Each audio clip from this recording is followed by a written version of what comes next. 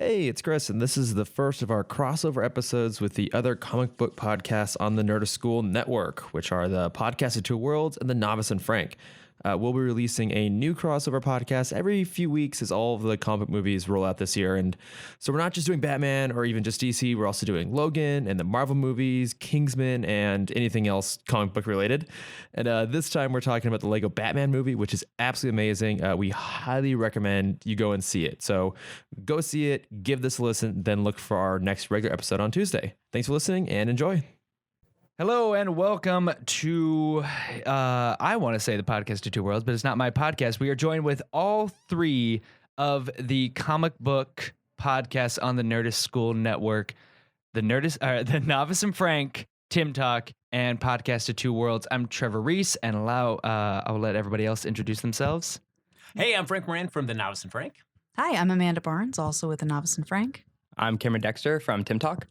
And I'm Chris Lord, also from Timm Talk. And all year long, we are going to be covering the movies that are going to be coming out to your local cinemas as part of a giant Nerdist School Podcast Network crossover. As far as I can tell, seven definitely, maybe an eighth episode, depending on our feelings on Valerian and the City of a Thousand Planets. But we have 7 movies, first of which a case could be made that this is the best. Leading off with I don't know. We'll get into it. But Lego Batman. I'm inclined to agree with you on that one, just looking at the slate. Oh, hang on, though. Guardians. Yeah, so we're going to have... The best DC. I'm going to put money down now and say that. Oh, yeah. So. No one's going to fight you on that. But we got Logan next month, March 3rd. Guardians of the Galaxy Volume 2, April 28th. Wonder Woman, June 2nd. Spider-Man Homecoming, which I'm personally most excited about. MCU, I hope it's good. July 7th. That does it for the summer, and then we're back in the fall with Thor Ragnarok on October 27th. Justice League, November 17th. Although we get a good Justice League moment in this movie. Yeah. Let's just jump into it. What'd you guys think? What do you think? I loved it. I've seen it twice now. Oh, wow. That's so fast. I love it. Yeah, sorry. So we saw it opening night, and then I saw it Saturday morning. So I got both sides of the adult crowd and the child crowd, which was very different, very interesting. But yeah, we walked out of the movie, and I think we said it's been 10 years since we've walked out of a DC film feeling like happy. Fulfilled. Yeah, fulfilled. Yeah. Yeah, like I was one of the few people that walked out of The Dark Knight not happy, actually, which continues to be a controversial opinion. But so for me, it had been since Batman Begins. But I loved this movie. It was just so much damn fun all the way through. I don't know about you guys, but I just kept like hopping up in my seat at different moments. I just got so damn excited to see what was happening on screen. Yeah. It's so damn good.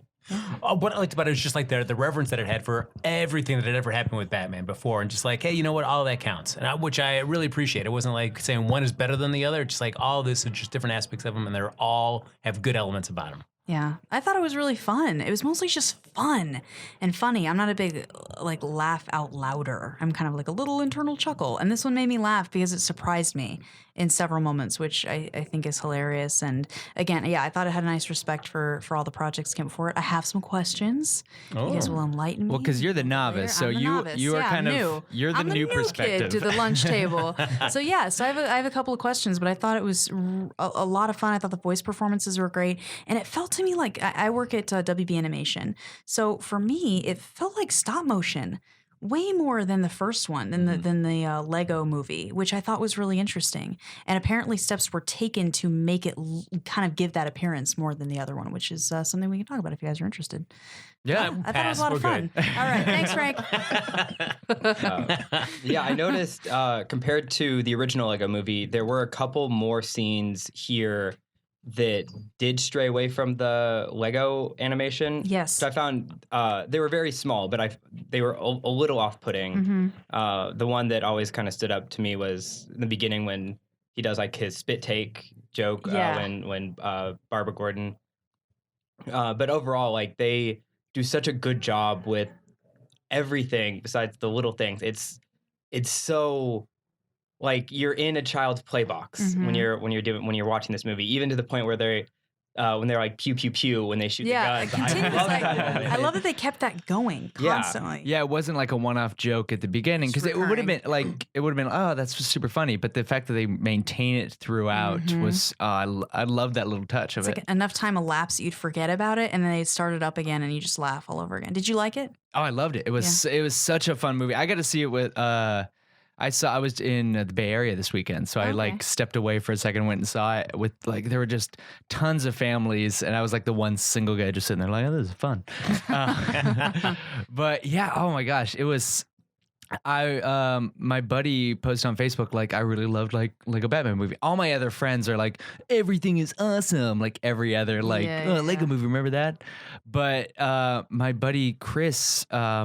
A third Chris, not my co-host and not Chris Lord, a third Chris in the mix. He was saying that is like he really loved the movie, and I just said like there is a case to be made that this might be the best Batman movie. Oh, that's interesting. I'm not sure if I want to make that case right now, but on this podcast. But no, it just what I always love is there's always this article, and I'm sure I've mentioned this on my podcast before, but there was a David Lapham article that came out around Dark Knight Rises in Rolling Stone. And he was just talking about how his 3-year-old son knows Batman. He's never seen any of the movies, but he knows Batman from like lunchboxes and toys. And Batman, as weird as stuff can get, Batman is just as Batman in the 60s is just as equally true as the Christopher Nolan stuff. And this sort of is the bridge between those two. He kind of infiltrates. I have a friend of mine that's kind of saying the same thing, that they're a pretty conservative family, and so they like weren't allowed to watch like anything with guns and stuff. They're not allowed to watch. And she said she walked in and her little boy was like, "I'm Batman, pew pew pew pew," and she's like, "Where? We don't watch this. Like, where are you getting this from?" And it is such a big just part of our culture that just kind of by proxy, being around other kids, I think kids get it. But I'm sort of like, with this version of Batman, why would you want to keep your kid from that? I think it was so much fun. Yeah, and this is kind of the first Batman in a while that's actually a kid's Batman movie. I remember even when The Dark Knight came out, my aunt asked me if my cousin can go, and I think he was maybe like 10 or something at the time. I'm like, maybe, like, I don't know. Like, I don't know if you'll absolutely love it. And actually, so Trevor, to your point, I think there is an argument to be made that this is the best Batman movie because it all depends on kind of what you like out of your Batman. For me, it's Batman Begins. Well, actually, I'd say Mask of the Phantasm's the best. But like, if you're talking like major theatrical release, Batman Begins. But this is the only one that kind of hits all of it. Yeah. Right? That it has kind of the heart that you know can be in there, but also it's willing to be fun, and it's not stupidly campy like Batman and Robin. It's charmingly campy. So it's somehow they made it a Batman for everybody, and also making it really, really good, which is something that has, I think, evaded DC. One could argue even all the way back into the Nolan movies, that those movies aren't necessarily for everybody. One of the things that I noticed about this is we're in this age now of parody. And I think I would make a point that Guardians was the first one to break the mold of the superhero film. And then obviously Deadpool has the biggest influence. And this is, I think the Lego Batman movie takes the best of those two kind of parody movies of the superhero genre and simplifies it for kids. Sorry, that is Who Let the Dogs Out. We are recording during a Nerdist School house team meeting, and Ptolemy Slocum is having some fun introducing everyone. Yeah. Sorry, Cameron. It's fine. You're very important. Your opinions are valid. Yeah. Your opinions are valid, despite you being played off with Who Let the Dogs Out. Somebody grab the giant hook. Cameron, continue. I just think this is a great kind of continuation of what Deadpool kind of put in place for these non-superhero movies. And in the same way that Deadpool tried to was like a fake romance film, this was a fake rom-com for me, where it's, the big story of Batman and Joker, they break up. Joker's trying to move on, but he obviously can't because he still has feelings. And it's a multi-genre film that's done so well on every plane. And obviously, are we doing spoilers, or are we trying to? I don't know. At what point are we gonna all right, now we can get into the? I feel like Lego Batman, we can go full spoilers. Yeah, let's do it. People aren't going for like the story. It's the experience of it. It's being a part of Batman's world, and it's also it's a Batman movie. You know how it's gonna end. Batman saves the day. Right. damn it, Trevor. Sorry. There is a lot of tension as to whether or not he's going to save the day. Yeah. What if it were a tragedy? It's like he just ended and all the kids in the audience are just like lip quivers. It's just like ended terribly. It doesn't everybody, but I think that'd be sort of hilarious. To have the balls to do what Christopher Nolan couldn't. Yeah, exactly. Do it. Pull the trigger. Yeah, burn. But yeah, it's the incorporation of the other Warner Brothers properties, even like the strangest one, the Jerry Maguire reference, Yes. which also it's the reference to Dark Knight. When Joker's talking to Harvey Dent, when Joker's talking to Batman, he says, "You complete me." Mm-hmm. Oh, which I only caught that up. I picked that up on my second time through, but I assumed that was why they chose that movie and why he was laughing at it as just another callback to the many Nolan jokes and everything. And also, as well as Deadpool, so going back to the comedy aspect, it's such a great nod to the 60s show in so many levels. And it's, I don't know, I love every aspect of the comedy that's they use in this. that's the only like actual Batman they show. All the other homages that they do to the other Batman films are Lego Batman, and then it just shows the Bat-2C dance scene from 60s Batman. Yeah, they didn't give like a Lego interpretation of Batman with nipples. Yeah. The George Clooney Batman. Oh yeah, that's right. They just showed his suit. Yeah, That's they right. Yeah, just like showed I forgot about that. Exactly. the two things they couldn't really do well in Lego form: bat nipples and the bat tootsie, because that can only be in its raw original form. Finally answering the questions of what can't they do? That's the answer. Yeah. Yeah. What was your guys' favorite callback? Like, because we're talking about all this stuff. What was your guys' favorite nod to like the source material or to any other Batman? Oh, where to even start? There's so many. I like that random ass dance scene from Batman 60s. It was 66, Yeah. right? It's just like Batman dancing, and they just cut to that random, and then they let it linger for an uncomfortable amount of time, and then the commentary on it is, yeah, that was a weird time. It was a weird time in my past. I thought that was super funny and bizarre. My question is regarding the source material. So if you guys will enlighten me, they have that whole bit where he's listing off what sounds like more and more obscure made up villains. Frank? And then they say, yeah, Frank. And then then they say, these are real villains. And then it's kind of a nod to the camera and they say, it'd be worth the Google. Yeah, Are they all real? Like Condiments they're all guy? real. Oh, yeah. Yeah, Condiment King, that's awesome. Condiment King is my favorite. Sorry, Condiment- Condiment King is one of my Condiment King is favorite real? villains. Yeah, he Okay. was created by Bruce Timm Okay. for the animated series. Okay. And that's kind of all the information you need to know about him. He's what was it? His story is Joker was in a comedy festival, and Condiment King was one of the judges. And as like his final joke, he turned all of the judges into supervillains. And that was kind of how Condiment King was Because born. I actually love the animated series, but I haven't seen it in years, literally years. And I totally, when it came up on the screen and they kept bringing him back, I was like, this has to be real because I have a little inkling of it in my brain of the Condiment King. So they had all of who are the other obscure villains that Well, they it wasn't brought so out? obscure, but seeing like Egghead and King Tut, which from Okay, the Egghead, Batman King Tut. 66 series, I Okay. mean, that's awesome. How can you go wrong with seeing Egghead? I was so jazzed to see that. And is that when they're throwing all the eggs? That's his thing. Yeah, that's Vincent Price. It was Vincent Price in the 60s Amazing. TV show. With a lot of eggs, like kind of Excellent. It's perfect. And what? Because there were like because there's Kite Man, Calendar Man. Okay, so what's Catman. Calendar Man? He's great. Yeah, he's Oh, yeah. great. Because he does crimes on different months of the year. So, yeah. You guys should do Long Halloween on Novice and Frank. There BG you go. Dubs. Oh, all right, maybe we will. Oh yeah, that is the best Batman. It's probably my favorite Batman story. I feel like But yeah, I already own he's the Long Halloween too. You I might, just haven't seen it. I haven't read it yet. I just own it. yeah, it's amazing. He's in there. I guess sometimes he's actually a serious threat, and sometimes he's not. that's I feel true. like. Yeah. I feel like it's always up to the writer. Like, do they want to treat him seriously, or do they want to treat him more like a joke villain? Like, oh, this guy's, what's this guy doing bothering Batman? Yeah, I mean, there were so many villains in there that there were some that I didn't even really know. Like I kind of I've never read anything that has Orca in it. For example, I know of him. Like Phantom Stranger was in there too, right? Gentleman Ghost. The Gentleman Oh, Ghost. yeah, That's yeah. Phantom Stranger's a good guy, right? He is. Yeah. Okay. See, like when you get into the real obscure magic stuff, that's even where I start to lose it a little bit. I think Yeah, well, Polka Dot Man. Yeah. Do you guys know anything about Polka Dot Man?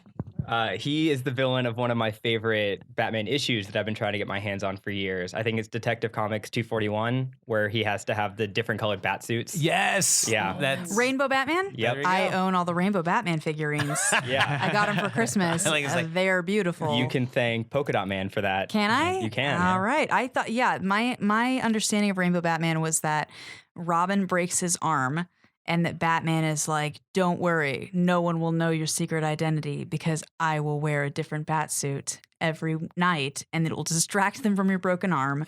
And that's how we'll maintain our identities, which is such a far-fetched, ridiculous plan, but it made for a good figurine. Do you think he was just coming up with an excuse to just be dressed completely fabulously Yes, as he I went think out? so. Why not? Yeah, I mean, he's always so dark and broody. I feel like he's got this like brilliant, colorful side he never has an excuse to use. And that was like, oh, Robin's got a broken arm. This is tenuous enough, but I'll make it work. Yeah. Well, speaking of which, of the costuming, what'd you guys think of when Robin in the movie, Dick Grayson, comes and first of all, there's that amazing joke about his name.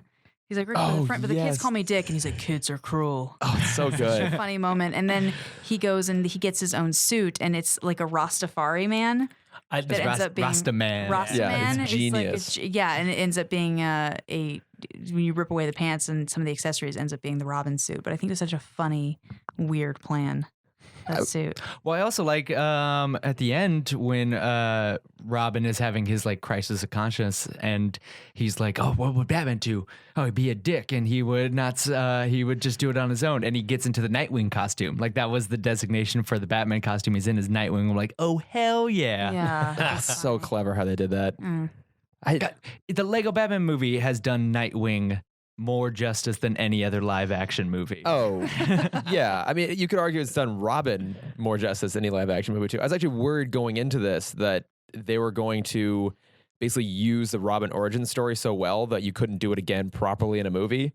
And I think they did it so quickly and it wasn't such a focus. You could still do a Robin, like a Dick Grayson Robin origin, which I'm happy about. But yeah, this is a better Robin story than Batman Forever, which I'm going to hand over to Cameron right now because I'm sure he's going to argue with me on that. No, I have nothing to argue there. What I wanted to say, watching it the second time with all of the little ones, there was a moment when Batman is staring at the portrait of his parents and him, and he's in the deep contemplation. And we on Timm Talk, we constantly make fun of the barrage of killing Martha and Thomas Wayne. But there was one kid behind me, and I almost bursted out laughing, who leaned into his mom and was like, "Are his parents dead?" And I'm like, "They didn't tell us, but no one knows, I guess." That's so funny, isn't it? It's like, I guess you wouldn't know. Yeah, I mean, it's a reminder that we see them die so often because there's always a new generation coming in. There's always someone who hasn't seen Batman before. There's always so much too. I don't know, maybe because I like work for WB and I work in animation, so I'm watching this, and for me, I'm watching the whole thing. It's just like money signs across the screen, just constantly. There's that thought of like, well, this is making so much money, and also just like, holy shit, how much did they spend to get the rights to X, Y, and Z? Like Man in the Mirror, how much did they spend to get the rights to that song? I'm assuming it's all WB stuff. It is. Because it's all music, but like it's still just it's a whole thing. So I'm watching it and I can't turn my brain off watching that stuff. But it is interesting, right? Because it's also I'm now in charge of doing like clearance for our show, which means I have to send everything to standards and practices, and you get all these amazing notes back that are like, impact must be veiled with a flash. You can't use this because it's copyright, and like these really like weird nitpicky things. And so it's this funny thing based on the rating of the film. I'm like, because they don't use the word like dead often because that's considered too dark, you know? So it's people so funny. will be destroyed in cartoon shows more so than they'll ever be killed. Yeah. That's usually the go-to. Absolutely. They even made that joke in the beginning when like the police force come in. They're like, "Oh boy, non-lethal weapons, yay!" Yes, which is hilarious. And then even like I think when the plane, you know, at the very beginning when Joker's hijacked a plane and then the pilot gets thrown out and you see him with a little parachute. That's like an S&P note. Well, It's like, he can be thrown, but you have to see him land safely.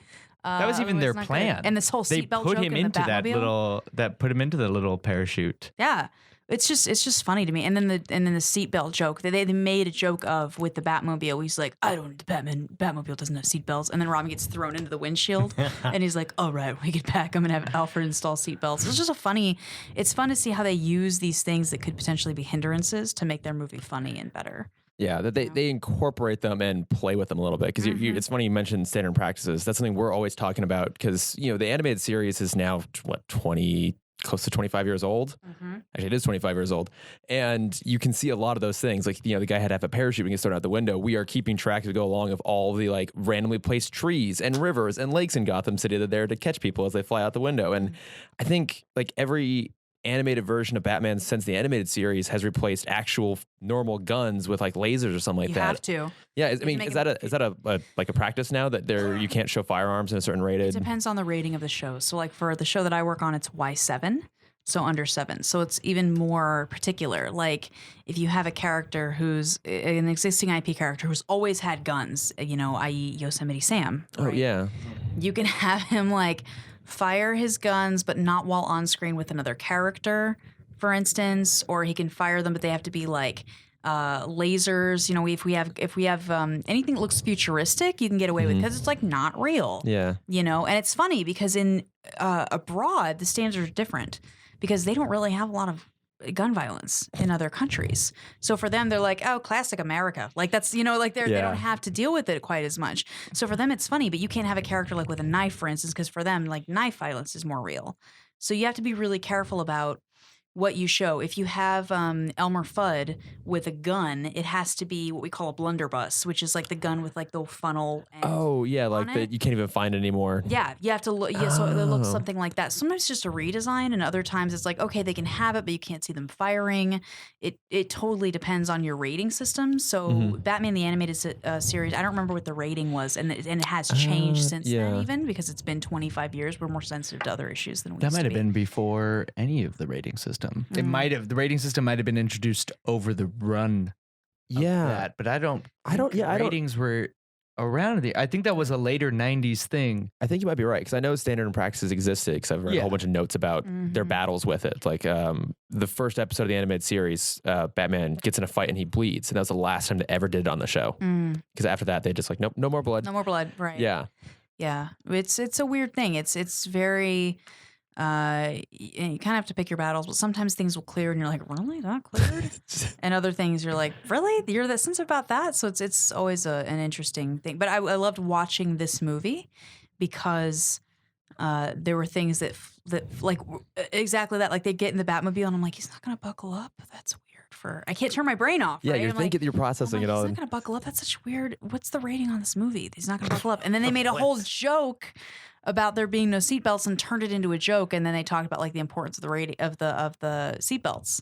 I was like, well, there's that thing that I was wondering about. But I love that they can take that and use it as a joke, and I felt it was so self-aware, but in a way that wasn't obnoxious, which I think speaks to what you guys were saying about like Deadpool. It's a hard line to walk. Too. It's like how meta do you get without being kind of too lofty or smug? And they did it. I don't know. And they did it with the Lego movie too. It's like the writers on this are just geniuses in terms of what they pick to make fun of and how clever they are about it. Really good. And I think it'll stand up too. I think it'll hold up even. Yeah. It didn't feel topical necessarily. They just used so many references. Now Frank went with a kid. I did. And how old is he? You weren't just sitting with kids. You were with a child. A kid with me. You took a kid 4 years old. She's 4. Yes. Okay. And how did she like it? As she told me, she liked the part. Her favorite part was when Batman and Joker worked together. That was her favorite. That's sweet. That is the sweetest thing I've ever heard. Oh my god! It's like teamwork. So she liked that part. She also liked seeing Martian Manhunter in Solitude. So she's really stoked about seeing him. Well, can I just say that's awesome that your 4-year-old knows who Martian Manhunter is and loves him because like most people like don't know him and he's one of the best characters. That's so awesome. Yes. So she really, of course she got wiggly towards the end, but she really did like it. She was laughing a lot. So that was a good sign. That's good. Yeah. I was so impressed with when I first started. And I got there later than I should have gotten. So most of the seats in the theater were gone. I went to an employee screening, so we were down in the front row, and I was like, oh no, my neck's all cricked. But it was so busy up top. There was so much going on that I was like, I don't know if I'm going to be able to handle this mentally. There's so much action and just like a lot happening. But I think that those moments that were chill, like the lobster thermidor, when he's sitting, sitting there in his pool, and it's like every single bite he took, it was like 5 bites of this lobster thermidor, and it was like chewing and sitting, and it was like a nice, quiet, and even like the microwave, it's like such a nice, quiet moment. that I love that because it counterbalanced that crazy activity right up top so well. That like solitude, it was great. Yeah. Well, and also it just sort of feels like it's happening in real time. It all like if you would have told me that scene was if they were gonna do the whole 2 minutes, I'd be like, all right. Like there was a appreciation of time and allowing things to unfold in this movie that you don't really see a lot in movies, and especially for children, to take the time to set up stuff, to pay off stuff, and to sit in things for a little bit longer than you would. Yeah. Stuff like that, like the little quieter scenes were really funny. Or that he only gets like Bed Bath & Beyond and Penny Saver. So funny. Yes, that's so good. But some stores will accept them, even honor them, even if it's after the fact. I love I just heard every mom in the audience laugh. Oh, I mean, I was laughing. I had a moment where I'm like, oh my God, that's actually my mail. Like, that's all that's in my mail, too. Like, oh, maybe I should reevaluate my life a little bit. Well, I went home and I was teaching my fiance like how my TV works because he's new. And I was like, yeah, it's like the HDMI imports. And I was like, wait, do you remember when we saw Lego Batman and he has that scene where he's trying to flip through and find the right HDMI? He's like, yeah. I was like, it's pretty much like that. You kind of just have to flip around until you find the right one. So it's nice. These funny, weird little slice of life moments in the movie. Yeah. I don't know about you guys. The relationship with Barbara Gordon and Batman. I don't know how you guys feel about the flavor of that sort of relationship. The platonic work friendship. Yeah. For me, it's like I don't know. Like I see Barbara Gordon as more of a contemporary of Batman, as more of a contemporary of Dick Grayson. So it seemed kind of weird that they kind of mixed it for that. Did that seem bother you guys at all? You're like, nah, that's good. I'm fine with that. I had the same question actually. I seemed fine with it for the most part. I mean, so as someone who has recently started a new job, I understand the idea of like the work crush, and I feel like that was just kind of a big joke about that. Yeah, I was fine with that. What bothered me kind of off of their relationship was kind of how much they dumbed down Jim Gordon. Yes. In this, which I think it added to the humor, which is fine, but he plays such like an integral part in all of Gotham. To have him just be flip the switch. Yeah, the button pusher. Yeah. I found that kind of interesting. Yeah, and just moved aside so quickly. Because I felt like it just took forever cause I mean, for me, when you see all the marketing material, it's all Batgirl, and how long it took us to get to the point where she actually does see that. So I'm like, oh man, all right. And it was just the gun. It was just like a sequence of suits, and so it wasn't that she was Barbara Gordon becoming Batgirl. It was that it was the Bat family, and she gets the Batgirl costume. Although I did love the Batgirl joke. I did too. Yeah, it's like, I call you Bat Boy. Yeah, which was pretty cool. Yeah, I was a little worried going in that they were going to be overstuffing it because it was going to be both a Robin origin and a Batgirl origin. And they did both of those really quickly and efficiently, and it never felt rushed, which was good. And I guess I liked that they gave Barbara a little more time before she came Batgirl. And it was a different thing, too. I kind of was like, are they just going to do the same joke again where she goes and finds one of his random bat suits? Because he probably would have one like that. They twisted a little bit with the gun. But to your question about Barbara, the way she was portrayed and like the kind of semi-romantic relationship with Bruce, I feel like it worked this time. I don't know why. For some reason, it seemed fine, maybe because they're playing Robin so young. And that all the jokes were at Batman's expense, not hers, about him having a crush on her. I think it worked. I've always been bothered by the fact that Bruce Timm paired the two of them up in a relationship towards the end of the animated series. That always seemed kind of weird. Yeah. Kind of forced. Yeah, kind of forced, especially because he was so close with Commissioner Gordon, and also that Barbara and Dick dated for a while too. So that all felt really, really bizarre. It's like, I'm going to date your daughter. That's cool, right? Yeah. It was my technical surrogate son's ex-girlfriend. Yeah, that was a little too weird. This time I thought it worked fine though. Yeah. Another thing, I wonder if DC and Warner Brothers are trying to age up Barbara, because they did a similar thing in Killing Joke. I was just going to ask about that. Did you guys see Killing Joke? Yeah. I was at the premiere at Comic-Con. Oh, which okay. was Right very on. interesting. I loved.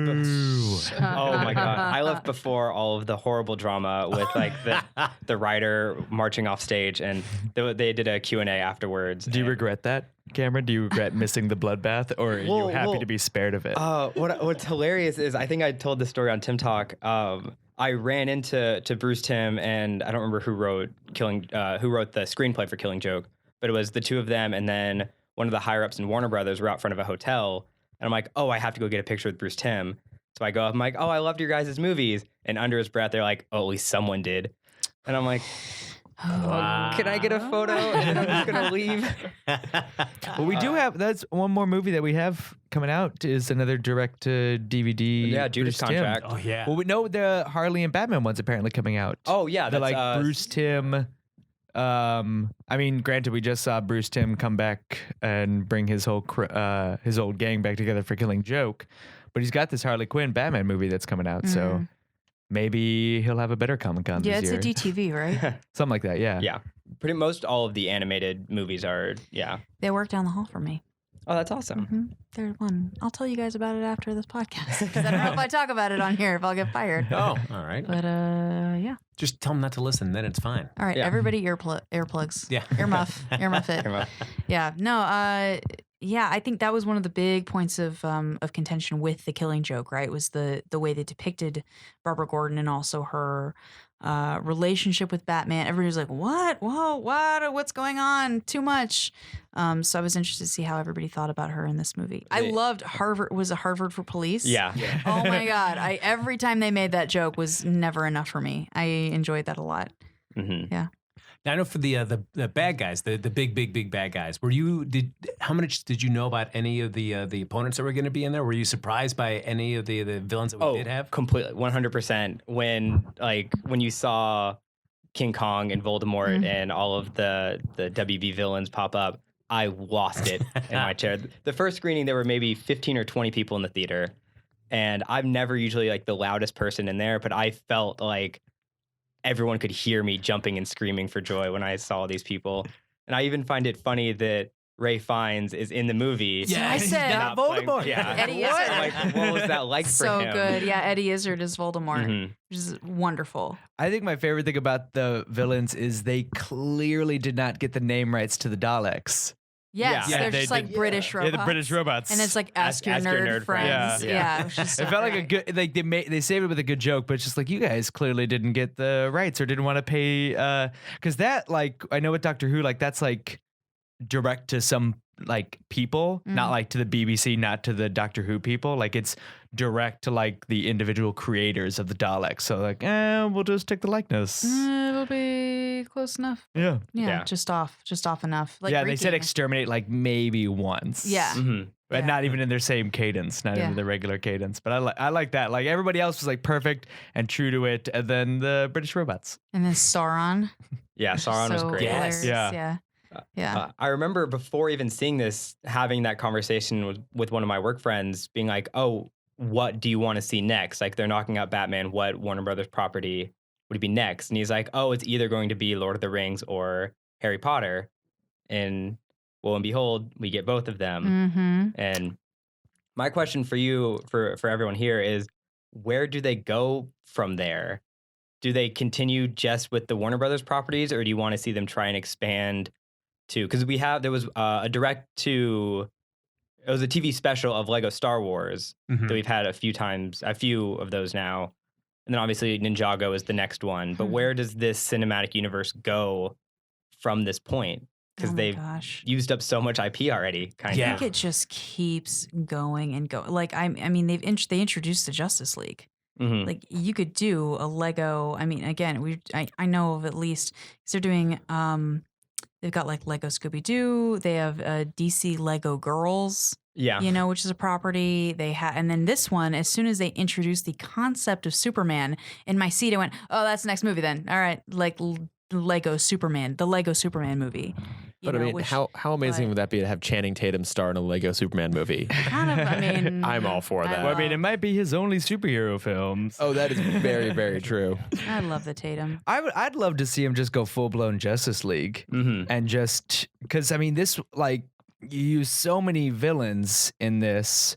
You ran through every single one of Batman's villains, Mhm. so really kind of it would have to be insane to up it with just Batman. So I feel like just the entirety, maybe even the entirety of the DC universe, like some sort of insane crisis Lego hybrid. Crisis. Lego if it was Crisis. if it was 2 Lego boxes coming together, and then they could do Infinite Earths storyline. That'd be Nice. awesome. Yeah. Because they do a bunch of the Lego Justice League direct-to-videos, which are great. Right. They're really awesome. I mean, but it was the last one that also introduced the Legion of Superheroes as well into it too. So I mean, Oh, it's, nice. It's Didn't know that. really good. I think, yeah. I don't know.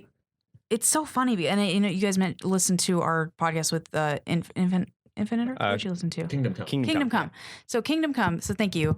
But so if you might have heard that in there, I get very overwhelmed with a lot of characters. Oh, That's yeah. the thing that is just like you're introducing a lot of characters. I'm like, oh my god, like I don't know who anybody is. It's a lot going on. I didn't feel that way in this. The way that I have in a lot of other films where they introduce like Suicide Squad, and Suicide Squad is mostly just annoying, but like they did, in other films that we've seen where it's a lot of characters being introduced. I feel like you don't get your time with each character, and none of them end up fully formed. But I didn't mind it in this film, and I think it's because of the medium. It was just supposed to be funny. It's supposed to be cute and funny. So one villain with like one catchphrase and then leaving, that was enough for me. That was sufficient, So I think that if you did a big ensemble piece in this style, a Lego style, I think it might actually work because you don't have to have these real grounded moments with every single character the way that I feel you do in live action. Does that make sense? Yeah. Yeah. The kind of the DC story that I want to see, or even if it's just a one-off joke, is I would love to see the Green Lantern Corps come into this. Yes, Even if that'd be even awesome. if they have to drop out the live action movie, which I'm kind of okay with, even though GL is my favorite like superhero. The kind of joke I want them to do is have the Green Lantern Corps come in. It's like, oh yeah, we have the power to create anything we want with the power of our rings. And then Batman or any master builder just being like, oh yeah, we can do that too. Like, oh no, but ours are green. And it's like, oh yeah, we can do that too. And just have this like fight to see who can build the better thing between like Hal or John with Batman. And Oh, that's cool.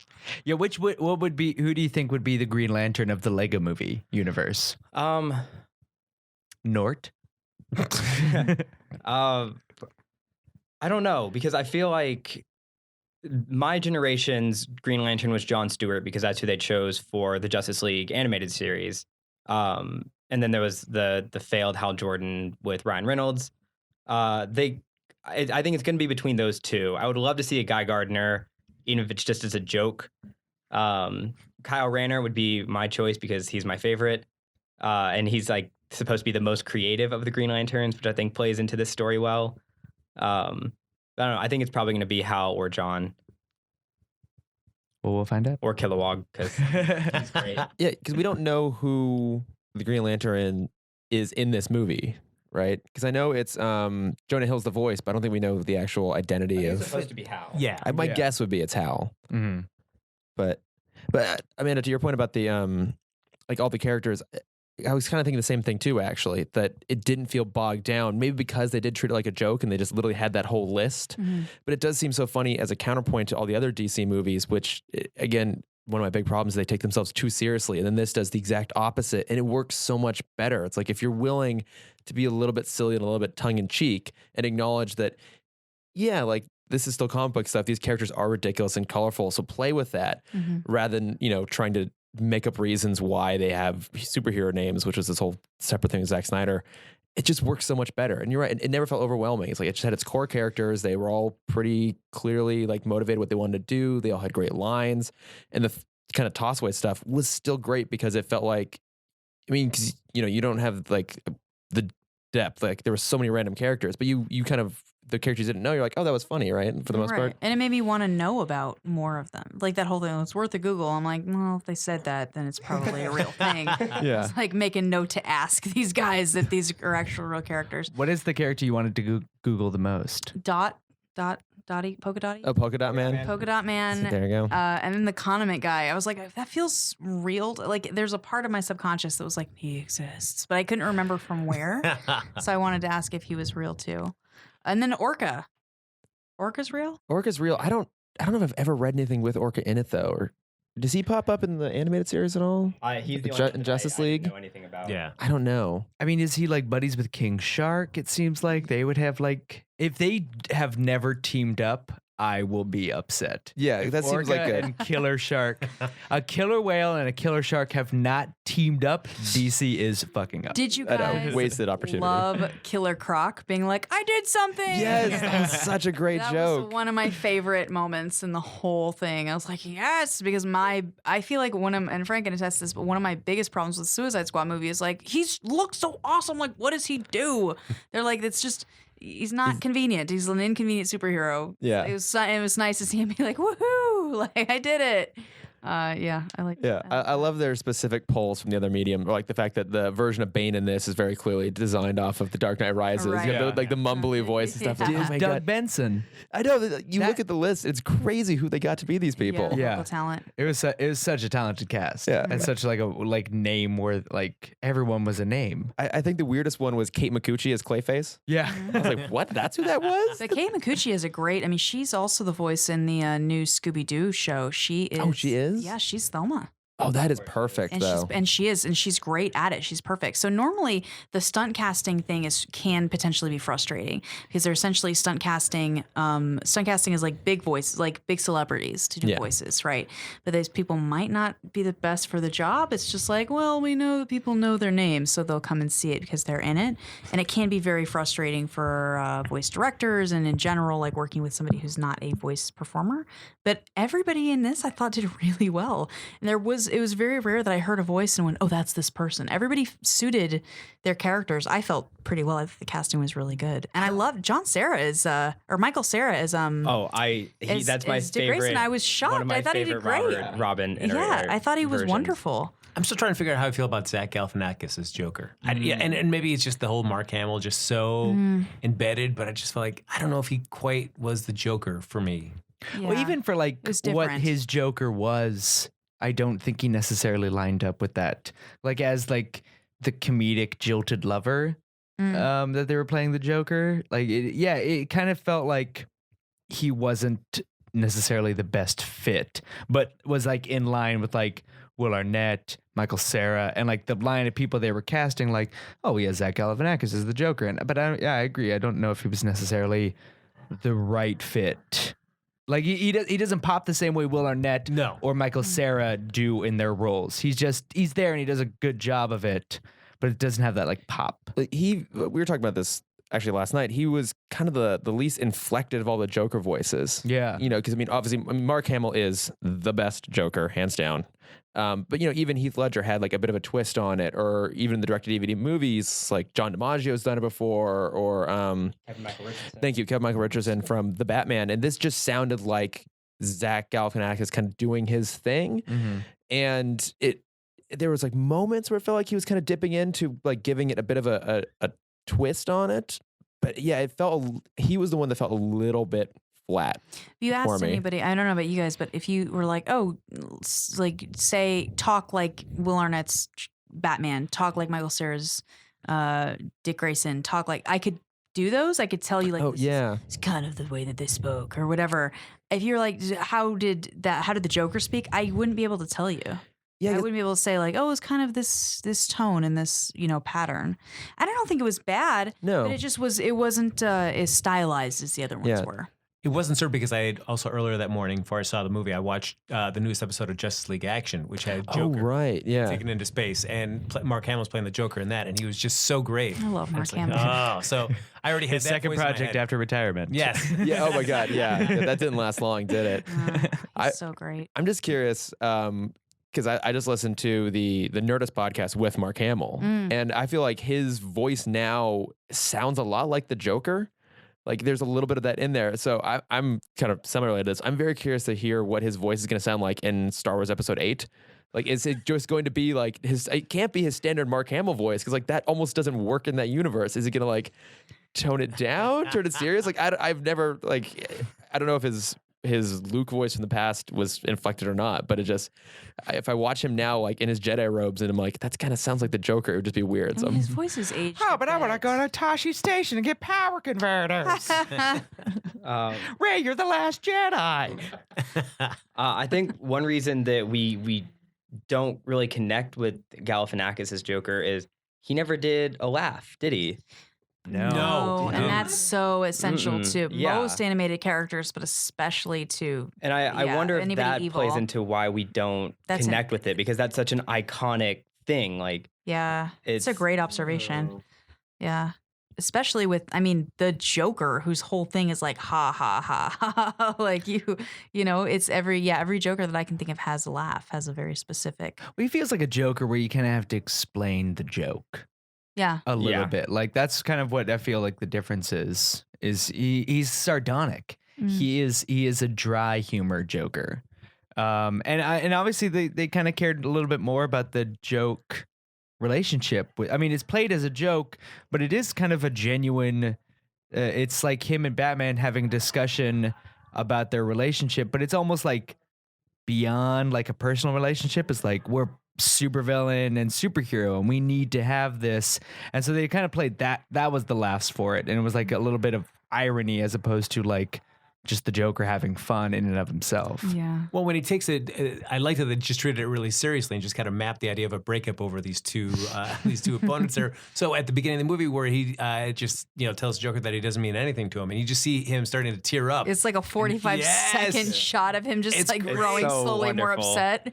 It's really satisfying. I wouldn't say I'm currently fighting a villain. Yeah, exactly. I like to fight around. Such a great line. Yeah, I There agree. is no Batman and Joker. He's like Oh. he's like biting his lip with his pointy teeth. Yeah, it was really, really funny, really great. But yeah, I don't know. But he's also the only Joker I can imagine helping Batman too. Yes. Like maybe that's the trade-off. Yeah. Is he's a little bit sweeter, and so he's a little bit less memorable. I can't also get enough of just anytime Batman would reference just about working on his abs. Yeah. It's a 9-pack. Yeah, before he takes the family photo, he just wants to go and get a few crunches in to get it ready. So random. And I love they found a really weird way to bring it back. It's like, remember the ab thing? That was kind of the only thing that was a little weird to me. It's like suddenly they're all self-aware that they're Lego characters and they like attach to each other. Mm-hmm. But it didn't bother me.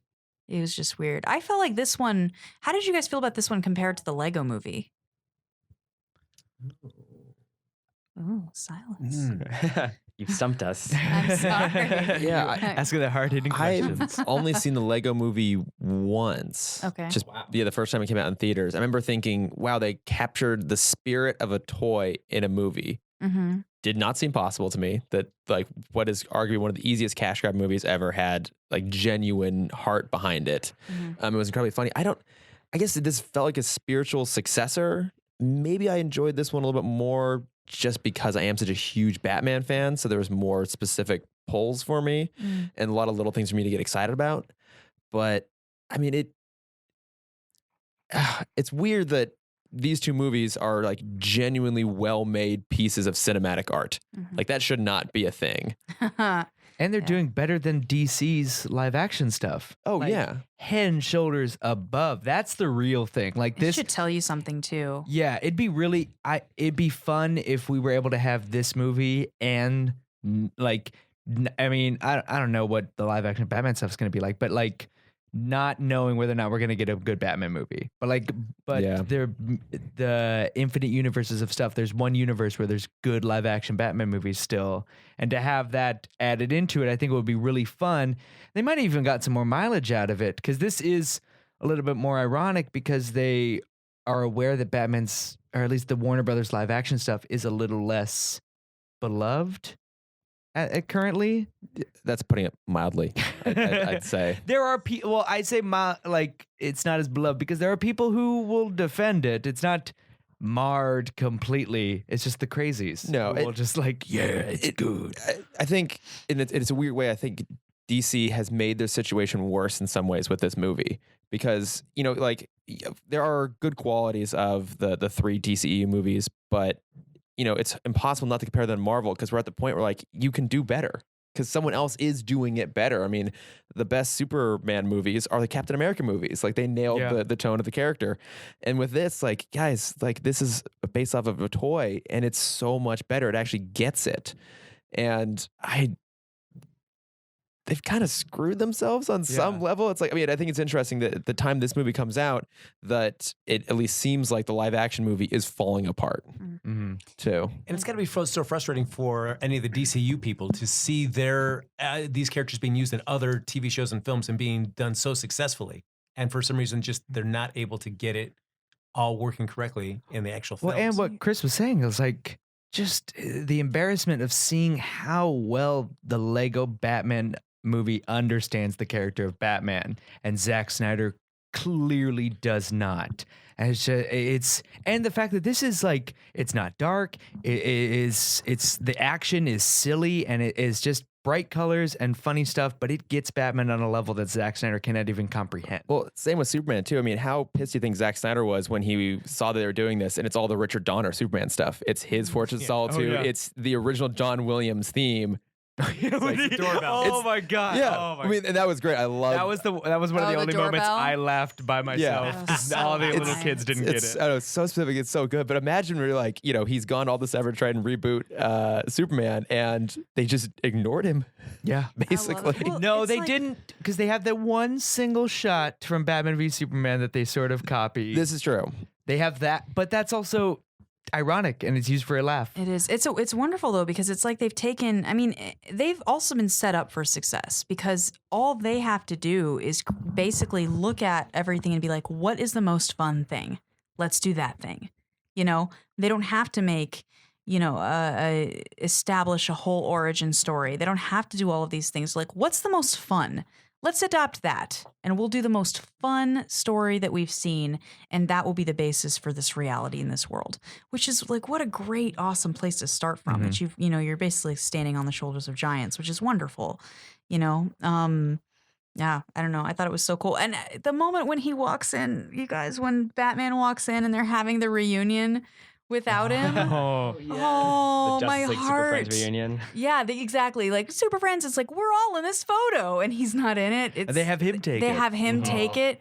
It's this like wonderful, terrible reality, you know, where he's like, I don't care, it's fine. And he's like clearly just dying inside. It's such a funny thing. Well, when I see that, because I also wonder at the end of the film, I mean, it's really cool to see all the Batman villains kind of help out and save the city. But you figure the one relationship where he's talking about family, making connections, he certainly got his immediate family, but then the Justice League is pretty much an extension of that. And at no time does that kind of get resolved at all. You think, like, should the they have trailer been? showed like I saw like stills or whatever of him walking with the Justice League, like in one of those like random long hallways that the Hall of Justice seems to always have.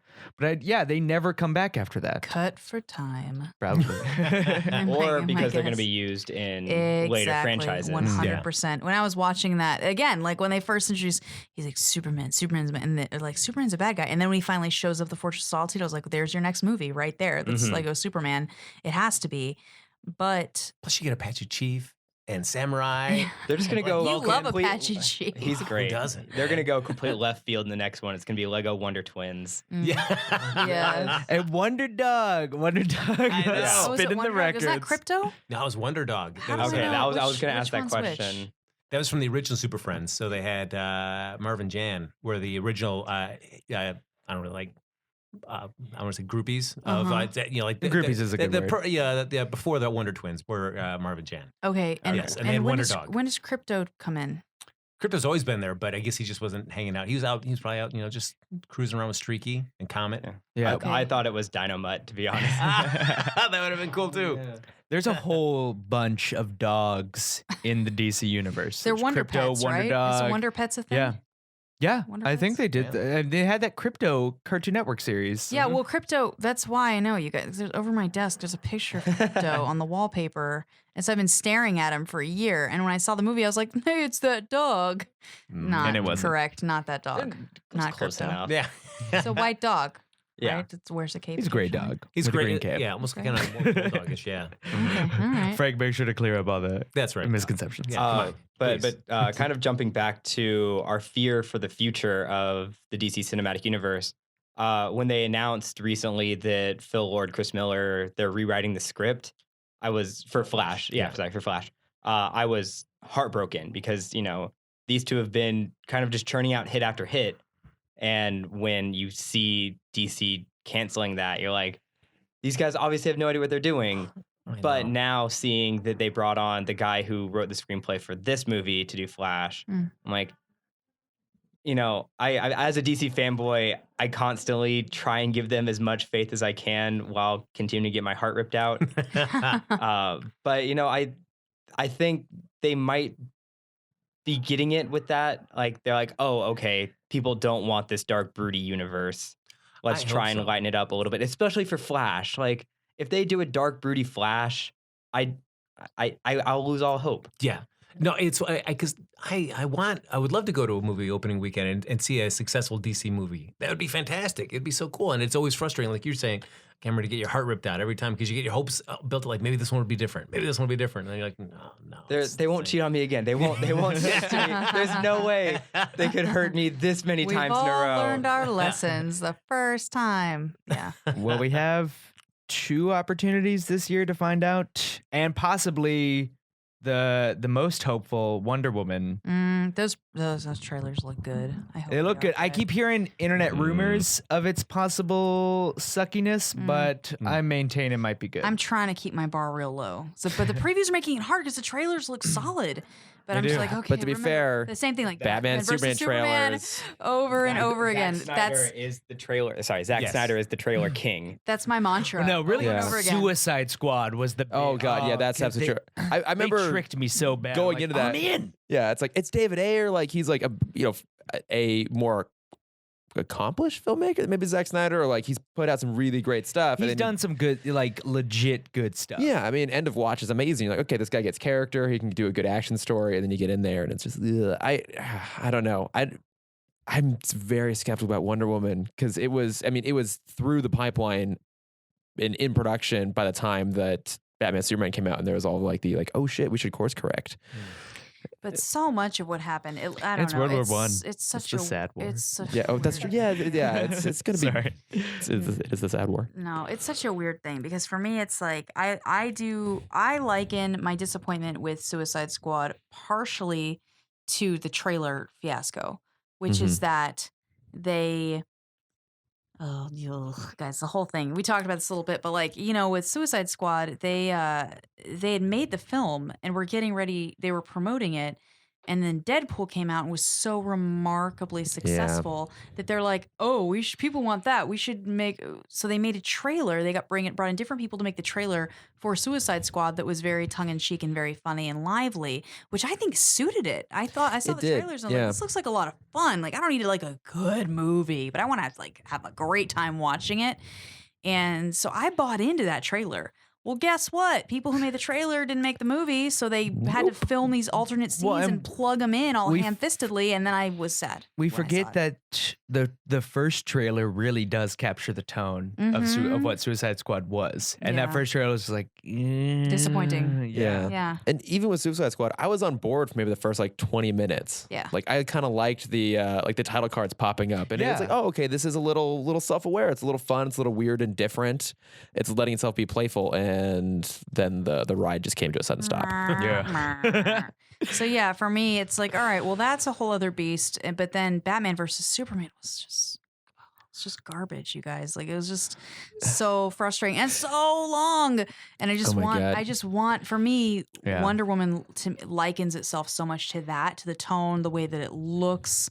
I want them to have learned their lesson and to make it better. Well, we'll find out in just a few months. That's true. We're wrapping up. Final thoughts, everyone? We'll go around the horn. Thoughts you didn't get out or anything you want to sort of end on with what you felt about Lego Batman? I will say just great to see Alfred in the 60s. Yes, that was a great moment. Yeah. Awesome. I love seeing that, and it was just nice to go to a Batman movie and just come out with a smile on your face. Something that you don't get to say that you've done very often. It's been a long time. Yes. No. I don't know about you guys, but I am currently resisting the urge to just go down to Target and buy a crap load of Lego Batman Lego kits. I may make it another day or two, and then I'm just gonna cave. There's this Target just down the street. I know. I've been deliberately avoiding getting supplies for my apartment because I know if I go, I'm gonna walk away with too many Lego kits. If you do get the Lego kits, can you get the one that has the Bat Pack figurine? Because I don't know. Did they made that costume just for the movie, right? The one where he's in like the gold suit. Oh yeah, like the gold tuxedo. I think that's the Batcave one. Yeah. So you can actually get that Lego in one of the Lego sets, and it's adorably wonderful. I guess last thought. Did you guys get the reference of the end sequence of the credit sequence for when they're doing the crazy dance? Batman's rap. Before the rap, when they're all in the white suits and they're dancing around. There's a YouTube video that went viral a few years ago of like it's an intro to an 80s workout tape. Yes. Was that that Key and Peele did? Yes. Key and Peele made fun of this. The competition. It was a competitive. It was like a competitive jazzercise or something. Was that their dance? Those were their dance. Yes. It was almost like move for move. Yeah, it was fantastic. Oh, that's awesome. It made my heart just flew out of my chest when I watched that. I was laughing and loving every second of that little moment.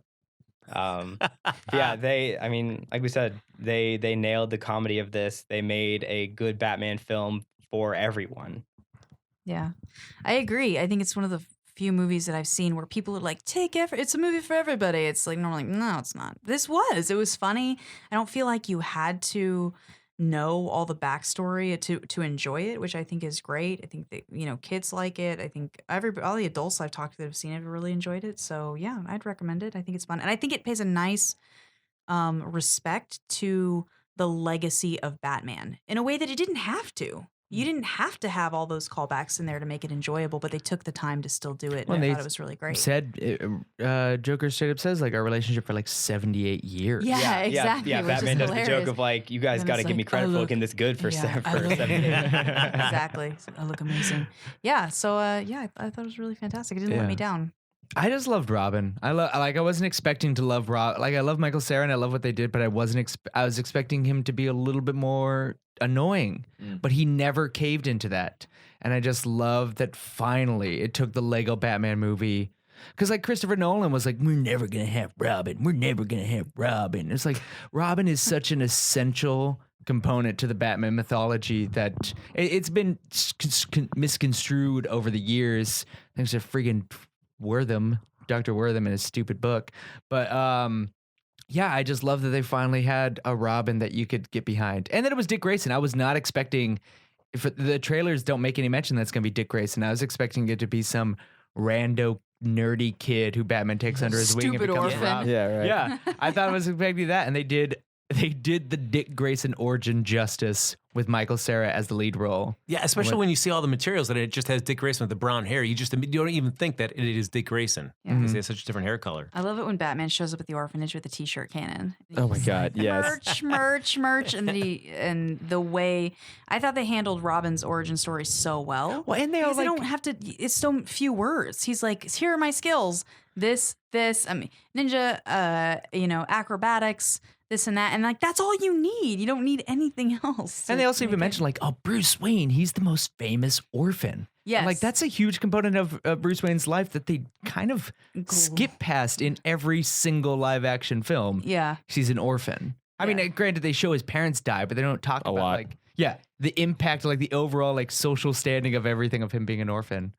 I do think it's interesting though. So the only Robin we've ever had in a movie, basically at this point, is the '60s version. If you think about it, right? Like that's and Chris O'Donnell. Yeah. Well, but I think in a lot of ways he is still pretty close to that. Like they were definitely making polls from that. I mean, there's even like the Holy Rusted Metal Batman joke in Batman Forever. So we haven't, and I love Robin in this. Probably the best version yet done in a full like theatrical release movie. But we haven't had a badass Robin yet. No, that's true. That's true. This is basically it's all been plays on Burt Ward. Yeah. Continually. Yeah, and that's exactly what this is. And they do a great job with it.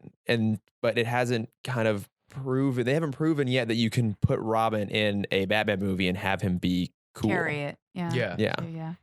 I think we're looking to I think down the road we'll end up with a really dark, edgy Robin film. Well, Robin's technically fucking really dead do. in the DC I really universe. do, yeah. Jimmy Olsen's dead. Robin's dead. Screw you, Zack Snyder. I hate you. Well, I guess we don't know which Robin it is that's dead, huh? It might be the Joker. Who's Jason Todd? That crazy theory. Also, it's insane. Like the thing that I always took away from the Zack Snyder thing, and they make a callback in that is the Zack Snyder suit. That's shorts. You have to like look at the still frame because it looks like on first glance like it's a full bodysuit. It is shorts. He is in shorts in that Robin costume. So, that's you of a successful Robin. He can never be in a full bodysuit. He has you're to be in the right. shorts. Rip. I did. Yeah, rip. So Rip free wings. now. He's like, it's not a good time. Oh, you had him underneath your clothes. Why? Sorry. One last jump to the costumes. There was one I noticed in my second viewing. It was called like the limited costume or some joke, and it was a few years ago at Comic-Con. They had an exclusive Batman Lego where they like off tinted him just ever so slightly, where he had like a blue belt instead of a yellow belt, and it was like an off gray suit, and that sold for like $100 at Comic-Con, $500 online. It's insane. And that was like that strolled through in the background. And I'm like, they know what they're doing. That's awesome. Oh, man, trying to get those Legos at Comic-Con are just It's impossible. Yeah, it's awful. But Lego Dimensions, guys, you can, if you want a chance to mash up everything. That's what's next. The Lego Dimensions. I know. movie. That's why I keep wondering what's next, because they kind of have their hand in almost every IP at this point. Gremlins. Gremlins, yeah. And they had a Gremlins plane. They incorporated like the actual Gremlins origin into the 80s Gremlins, because like Gremlins go destroy that plane, and that's what Gremlins were like known for. That's true. Mm-hmm. And God, this movie so much smarter than it even needed to be, smarter than the live action stuff Warner Brothers are putting out. Insane. So I think that does it. Anybody any pressing thing after we make the round?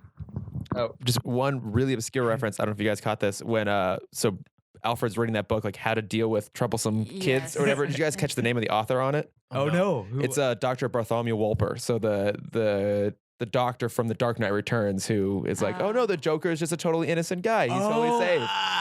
That was probably one of the deepest cuts that I saw in there. But I was That's great. really excited when I caught that. I love it. That is a solid pull. Yeah, That is, oh my God. that example gives you an idea of just how deep this movie goes. Like, And also, again, screw you, Zack Snyder. A amazing reference to Dark Knight Returns you without wasting the material. All right. So about 3 weeks from now, we have our next movie, Logan. so excited. Very Guy, I excited. will say this. I mean, I'm excited about the Marvel stuff, but I am worried that our crossover episodes are having the 1-2 punch of the best 2 movies of the year. We're gonna go through this journey, but Lego Batman was amazing, and Logan looks phenomenal. It looks so good. I mean, Guardians of the Galaxy got that 100%. That's friends true. and family True, screening, true. Yeah. so- Guardians is the bright spot, and Spider-Man. I am always a diehard Spidey fan, Yes. but And I mean, you know, it's easy to forget about it because there's so much between now and then. But Thor, yeah, Thor. I mean, Taika Waititi, I just watched Hunt for the Wilder People, and it's amazing. yeah, So and I'm even that very little, excited. That little Team Thor short that he Oh did. yeah. Oh my God, that so was great. amazing. So So next month we will have another crossover.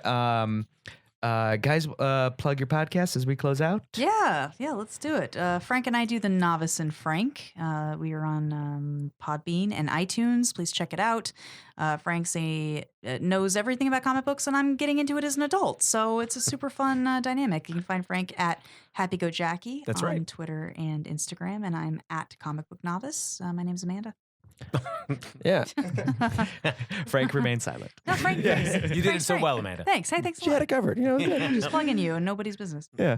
And we are Tim Talk, and we are also on Podbean and iTunes. And so we're going through all of the Bruce Timm animated universe. So we're still way back in Batman the Animated Series, but we're inching slowly towards all the other series. Oh man, when you get to Justice League Unlimited, oh man, that's Oh, I know. Yes. Yeah, it's because I mean, there's 12 years of content, so you like it's been fun.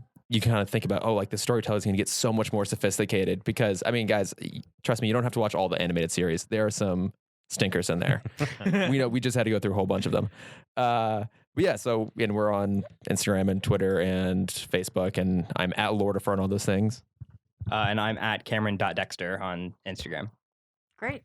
And then I host the podcast of Two Worlds. My co-host Chris Fimbres could not be here today. He unfortunately, nothing bad, but he just went up to Bakersfield to see his family, so he wasn't okay. here. Well, we hate him now. great. We way hate to- him. Yeah, he's I ostracized. can tell you 100% he'll be bringing the heat for Logan.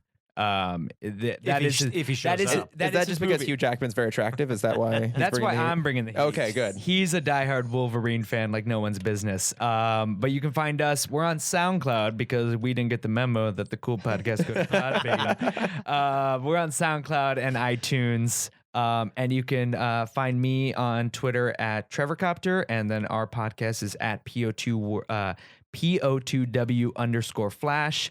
And then Chris refuses to get on social media, so you can't find him anywhere. Another reason I hate that. How dare he? Please Thinks he's so much better than the rest of us. At least if he can't dress up in full Wolverine costume, at least have him do his hair to look like Logan. Yeah. I will When we do the podcast. Yeah. He will be down for that.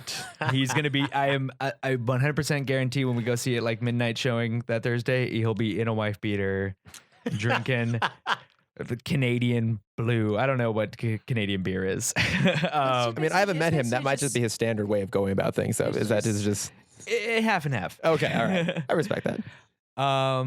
Yes, that does it. Thank you so much for listening. We are part of the Nerdist School Network. We're recording at the Nerdist School. They have, you can find all the information at thenerdistschool.com. Shows at the theater, other podcasts on the network. You can find it all there. Thank you so much for listening. And everybody, thank you for being together for this crossover. The first of 7 in 2017. Yeah, exciting. If everything goes well. Possibly 8 if we want to do Valerian and this 1,000 Planet City or whatever it is. City of 1,000 Planets. City of 1,000 Planets. That Thank one. you, Cameron. Got it. Thank you for correcting it. All right. Thank you for listening. Thanks, guys. Thanks, everyone. Bye. The Nerdist School Network. For class and show information, visit nerdistschool.com.